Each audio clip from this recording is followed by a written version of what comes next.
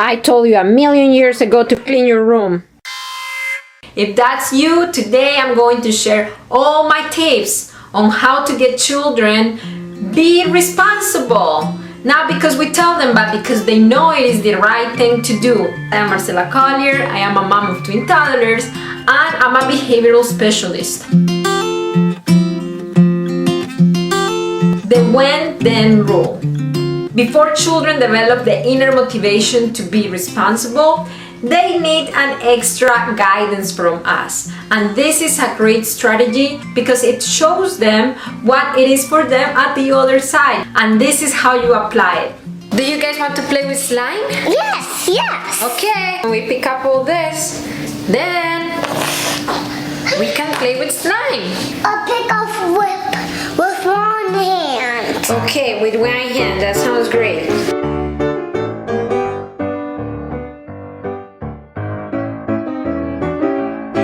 Because let's face it, nobody likes to do chores. What? No. Especially children. Like if you've seen a child that really likes to do chores or to take care of responsibility instead of playing, bring it my way because I've never seen one like that.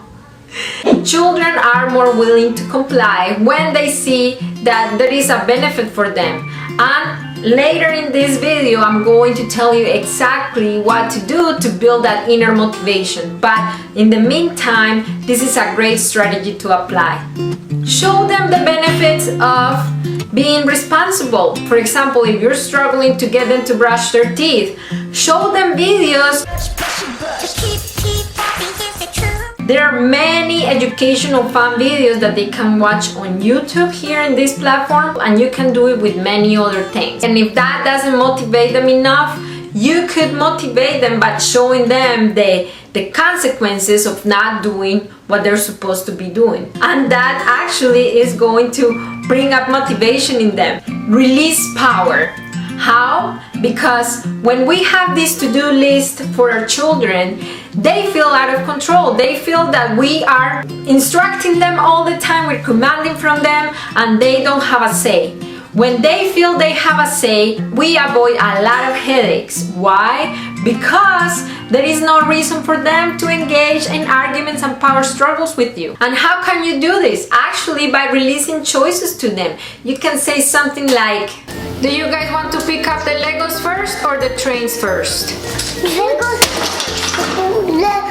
need to pick up the trains and Legos. Okay, the trains first and then the Legos? Yeah. Sounds great. The other strategy is the we do, you do strategy. So when they see that we are involved in the process, okay, clean. If we start and then they actually see us engaged in the activity, in the chore, they're more willing to come and help us. Start with the we do and then you do statement. That's actually a good way for them to feel that it's not something imposed to them. I'm actually there guiding them throughout the way and helping them out. And yes, they still might not have the inner motivation to do it, but this is a really great strategy when they don't have it. And we're going to talk about how to build that inner motivation in a little bit.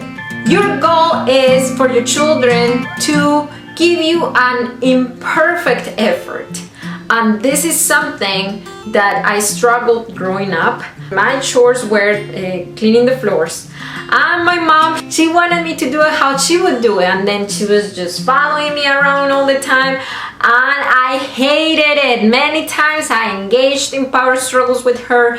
Many times I was defiant because I didn't want that. Just to be aware that our children are learning. The bed might not be the best well-made bed. The floors might not be as clean as when you clean the floors. But at least they're giving you their imperfect effort. And that's enough. As they grow and as they develop their skills, of course it's going to improve. But it is very discouraging for children when they're trying to do something and then parents are critical of their work. No! Or parents are just expecting more than what they can really give. And guess what? Now I'm a 32-year-old and I hate cleaning my floors. I would do the dishes, I would clean the bathrooms, I would do whatever it is, but I would not do the floors. That would put me in a really bad mood. That's why my husband knows that that has to be his chore, because I'm not doing it. She's the best mom of the world, but she was a little perfectionist with me when it came to that. Making the job fun, especially if you have little children like I do. Every time I do this, who's gonna finish first? Oh, here we go. Miguel is going faster. No, something's going faster. Miguel is going faster. They love it. They're all about it because it is not work, it is fun. And that's actually how children in general learn. They learn through having fun. I use that as a tool to teach them values like responsibility, to teach them values like taking ownership of their things. Reveal the need. Yes. Why do you need to reveal the need to get your children to be responsible? Because many times children rebel against instructions, not because they want to rebel, but because there is something that they're trying to communicate through their behaviors that they're not able to communicate with words. When we unveil what is going on, maybe they're refusing to go to brush their teeth because they know after that it is bedtime and then mommy goes to work or daddy goes to work, whatever that is, we need to unveil that need. And for that I have my free tool. It's called the Emotional Needs Roadmap. It's going to help you unveil the need according to the behaviors that you see, and it's going to give you ideas on how to respond according to that need. I'm going to leave it in the description below so you can go and get it today for free, mamas. Free tool. Rephrasing your command.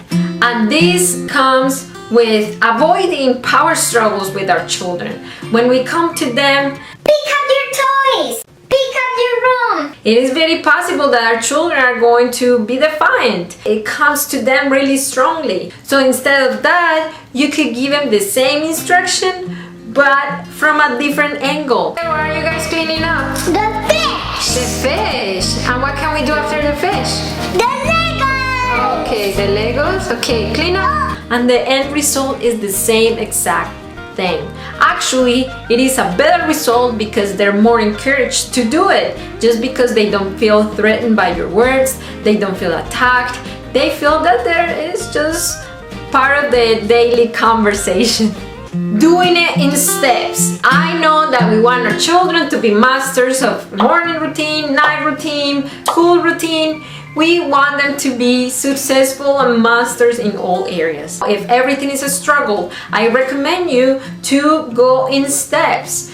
Work on really nailing down the bedtime instructions, the bedtime routine. And after you see that inner motivation in them, that is, you don't have to do much to have them comply with bedtime routine, then move on to the next thing. Work on morning routine, then work on homework, and one thing at a time. It's going to create less resistance from your children. It's going to be less overwhelming for them, and it's going to be less stressful for you. This is the one you've been waiting for. How do you build the inner motivation? Well, when you do all the other steps that I told you about, that's a great start.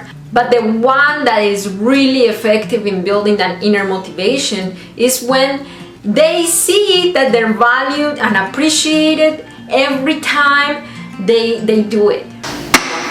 Whoa, excellent! You're such a hard worker.